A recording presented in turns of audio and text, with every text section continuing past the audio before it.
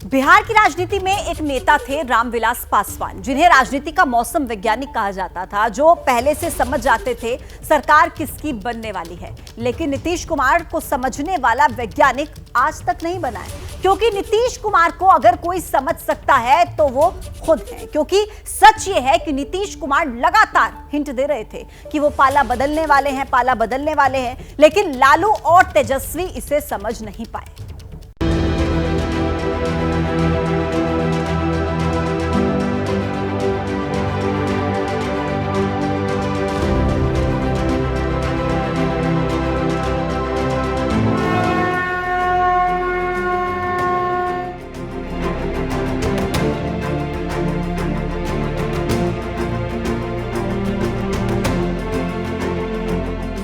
तो हमारे हाथ में तो तीर है और तीर प्रभु श्री राम के हाथ में है, तो कल प्रभु श्री राम के हवाले कर दीजिए, अच्छा ही रहेगा बिहार के लिए।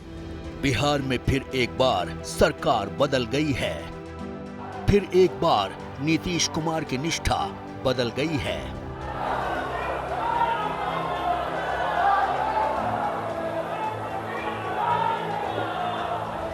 लेकिन इस पूरे एपिसोड में उन 100 घंटों की अहम भूमिका है, जिसकी टाइमलाइन 23 जनवरी को कर्पूरी ठाकुर को भारत रत्न के ऐलान से शुरू होती है। बीजेपी की हमारी सरकार का सौभाग्य है, जननायक कर्पूरी ठाकुर को भारत रत्न से सम्मानित करने का अवसर मिला। नीतीश कुमार न सिर्फ केंद्र सरकार के इस फैसले का स्वागत करते हैं, बल्कि पीएम मोदी का धन्यवाद भी करते हैं। तो सचमुच आज बहुत खुशी की बात है कि आज उनके 100वें दिवस के अवसर पर जननायक कर्पूरी ठाकुर जी को भारत रत्न भी प्रदान किया गया। लेकिन असली खेल शुरू होता है 24 जनवरी को, जब कर्पूरी ठाकुर की 100वीं जयंती के मौके पर, जब नीतीश कुमार कर्पूरी ठाकुर का जिक्र कर परिवारवाद पर हमला करते हैं। लेकिन आप समझ लीजिए कि जननायक कर्पूरी ठाकुर जी कभी भी अपने परिवार को नहीं बढ़ाए। तो हम लोग तो करते हैं, लेकिन आजकल तो बहुत लोग अपने परिवार को बढ़ाते रहता है कि जननायक कर्पूरी ठाकुर जी से ही सीख करके हमने भी अपने किसी परिवार को आज तक नहीं बढ़ाया है। नीतीश का ये बयान उनकी बदलती निष्ठा के तौर पर देखा जाता है, लेकिन तभी लालू की बेटी रोहिणी आचार्य का आग में घी डालने वाला ट्वीट आता है, जिसमें वो लिखती हैं कि समाजवादी पुरोधा होने का करता वही दावा है, हवाओं की तरह बदलती जिनकी विचारधारा है।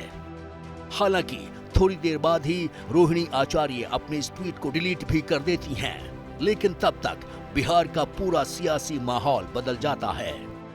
नीतीश के पाला बदलने के कयास शुरू हो जाते हैं और 25 जनवरी को नीतीश कुमार राहुल गांधी की यात्रा में शामिल होने से इनकार कर देते हैं, जिसका झटका पूरे इंडिया गठबंधन को लगता है, क्योंकि ये नीतीश कुमार ही थे जो इंडिया गठबंधन को जोड़ने में लगे हुए थे।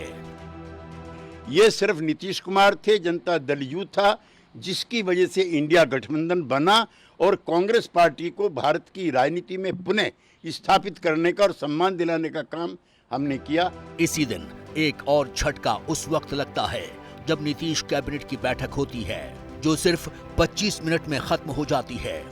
न चिट्ठी जारी होती है, न कोई प्रेस कॉन्फ्रेंस होती है। नीतीश के बदले तेवर देख बीजेपी भांप जाती है और अपने बिहार बीजेपी के नेताओं से नीतीश पर कुछ भी बोलने से पहले एहतियात बरतने के लिए कहती है। और तभी खबर आती है कि 4 फरवरी को बिहार में पीएम मोदी की होने वाली रैली में नीतीश मंच साझा करने वाले हैं। और तभी से नीतीश और तेजस्वी के बीच दूरी खुलकर दिखने लगती है। 26 जनवरी को गणतंत्र दिवस के मौके पर दोनों साथ नजर आते हैं, लेकिन दोनों के बीच एक कुर्सी वाली दूरी साफ साफ दिखती है। इसी दिन दोपहर को राजभवन में एक कार्यक्रम होता है, लेकिन इस कार्यक्रम में तेजस्वी नहीं आते हैं और जिस कुर्सी पर तेजस्वी का नाम लिखा होता है, उस पर्ची को हटाकर अशोक चौधरी नीतीश कुमार के बगल में बैठ जाते हैं। लेकिन अशोक चौधरी सिर्फ पर्ची को हटाते ही नहीं हैं, वो उसको मसलते नजर आते हैं। बाद में जब नीतीश से पूछा जाता है कि तेजस्वी क्यों नहीं आए, वो बिना जवाब दिए ही चले जाते हैं। मुख्यमंत्री जी कुछ कहेंगे? मुख्यमंत्री जी कुछ कहेंगे? मुख्यमंत्री जी कुछ कहेंगे? और इसी के बाद शुरू होता है असली खेल। बीजेपी की तरफ से पहला बयान आता है जिसमें सुशील मोदी की तरफ से बंद दरवाजे खोलने की बात कही जाती है। राजनीति में कोई दरवाजा परमानेंट बंद नहीं होता है, आवश्यकता अनुसार दरवाजा खुलता रहता है और बंद होता रहता है। केंद्रीय नेतृत्व जो है और योग्य निर्णय लेगा और पार्टी का केंद्रीय नेतृत्व जो निर्णय लेगा हम लोग उस निर्णय का समर्थन करेंगे। दूसरी तरफ जीतन राम मांझी की भविष्यवाणी शुरू हो जाती है जिसमें खेला होने और बड़े परिवर्तन की बात कही जाती है। हम सदा कहते रहे हैं कि ये जनवरी महीना का लास्ट जो होता है 20 से 30 तक के, ये बिहार के राजनीति में एक परिवर्तन का समय होगा। दिन नहीं कर सकते हैं, समय नहीं कर सकते हैं, लेकिन अंदाज लगाते हैं कि अब बहुत दिन तक इन लोगों का जो गठबंधन है नहीं चलेगा। और फिर शुरू होता है बैठकों का दौर। 27 जनवरी को बीजेपी अपने विधायकों की बैठक बुलाती है। जेडीयू अपनी, आरजेडी अपने, विधायकों की परेड होती है। एकजुट रहने की बात कही जाती है। इसी के साथ अटकलबाजी का दौर भी चलता है। हवा बनाई जाती है। जेडीयू के कई विधायक आरजेडी के संपर्क में हैं। साथ ही जीतन राम मांझी से भी बात चल रही है, लेकिन इस दावे को मांझी तुरंत खारिज कर देते हैं। नहीं, हमको तो एनडीए महागठबंधन से निकाल दिया गया था। नीतीश कुमार जी का शर्त था कि आप मेरे पार्टी में मर्ज कर जाइए। हमारे लोगों ने कहा कि पार्टी में मर्ज नहीं करना है, तब उनका कहना कि तब बाहर जाइए, तो बाहर चले आए। दूसरी तरफ खबर आती है कि कांग्रेस के कई विधायक बीजेपी के संपर्क में हैं, लेकिन पर्दे के पीछे अलग ही खेल चल रहा होता है। लेकिन इस दौरान कोई भी बड़ा नेता एक दूसरे पर सीधा हमला करने से बचता है। न नीतीश कुमार कुछ बोलते हैं, न लालू प्रसाद यादव और न ही तेजस्वी। जितनी भी बयानबाजी होती है पार्टी के दूसरे नेताओं की तरफ से होती है।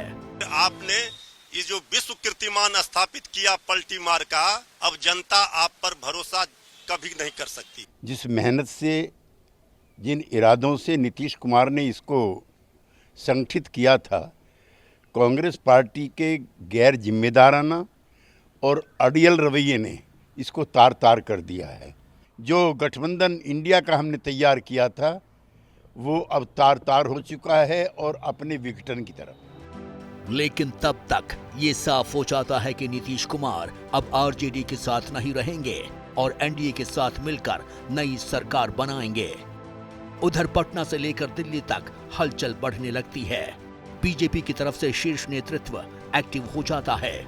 इस्तीफा देने से पहले 28 जनवरी को नीतीश कुमार के पास एक फोन आता है। ये फोन पीएम मोदी का था, इसके कयास लगाए जाते हैं और थोड़ी देर बाद नीतीश इस्तीफा देने राजभवन पहुंच जाते हैं। और इस्तीफा देने के बाद नीतीश बाहर आकर इसकी पुष्टि भी कर देते हैं। इस्तीफा दे दिया,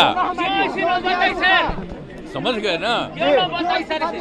आज हमने मुख्यमंत्री से इस्तीफा दे दिया और जो सरकार थी उसको भी समाप्त करने का हमने आज गवर्नर साहब को दे दिया। नीतीश कुमार के इस ऐलान से साफ हो जाता है कि उन्होंने पाला बदल लिया है। थोड़ी देर बाद नीतीश बीजेपी नेताओं के साथ फिर से राजभवन पहुंच जाते हैं और 128 विधायकों के समर्थन की चिट्ठी सौंप देते हैं और फिर शपथ ग्रहण के लिए शाम 5 बजे का समय तय कर दिया जाता है। लेकिन इस बीच नीतीश को लेकर आरजेडी और कांग्रेस का गुस्सा खुलकर सामने आता है और सबसे बड़ा बयान तेजस्वी यादव का आता है। और मैं जो कहता हूं वो करता हूं और आप लिख के ले लीजिए, जनता दल यूनाइटेड जो पार्टी है 2024 में ही खत्म हो जाएगी। नीतीश कुमार जी ने इस्तीफा दिया है, उसमें कोई आश्चर्य की बात नहीं है। वो बार बार अपना राजनीतिक रंग बदलते रहते हैं और राजनीतिक रंग बदलने में वो गिरगिटों का अच्छा मुकाबला देते हैं।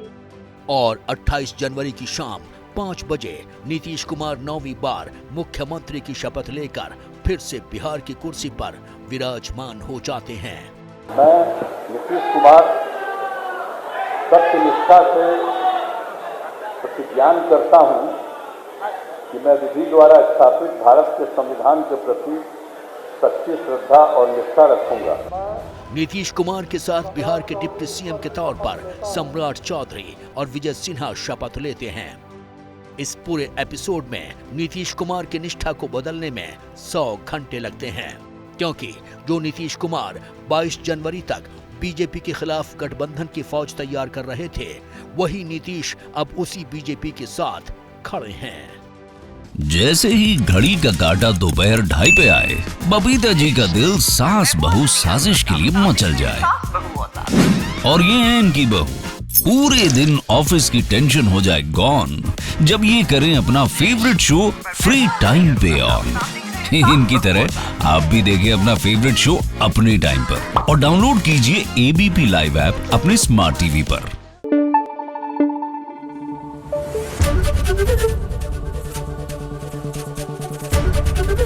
एबीपी न्यूज आपको रखे आगे।